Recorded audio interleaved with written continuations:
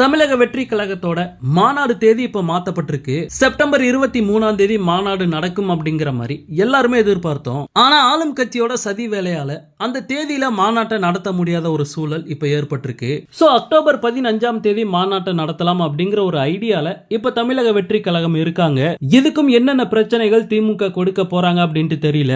ஏன்னா அவ்வளவு சில்லறத்தனமான வேலைகளை பார்த்துக்கிட்டு இருக்காங்க. ஒன்னு மாநாடு நடத்துறதுக்கு பர்மிஷன் கொடுக்காம இழுத்தடிக்கிறாங்க. நெக்ஸ்ட் மாநாடு நடத்த எக்கச்சக்கமான கண்டிஷன் சொல்றாங்க.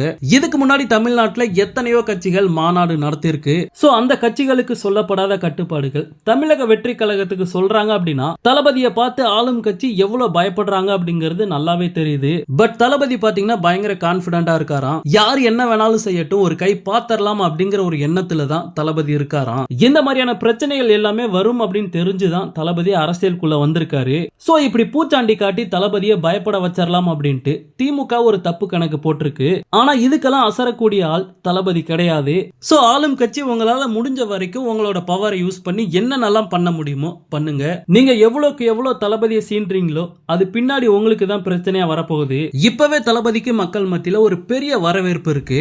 சோ இப்படி நீங்க குடைச்சல் கொடுக்க அந்த வரவேற்பு இன்னமும் அதிகமாகும். அதனால நீங்க இப்படி பண்றது தமிழக வெற்றி கழகத்துக்கு ஒரு மிகப்பெரிய பிளஸ் பாயிண்ட் அப்படின்னு தான் சொல்லணும். ஓகே நண்பா, இந்த நியூஸை பத்தி உங்களுடைய கருத்து என்ன அப்படிங்கறத மறக்காம கமெண்ட்ல ஷேர் பண்ணுங்க. தளபதியோட எல்லா அப்டேட்டையுமே மிஸ் பண்ணாம பார்க்க நம்ம சேனலை சப்ஸ்கிரைப் பண்ணி சப்போர்ட் பண்ணுங்க.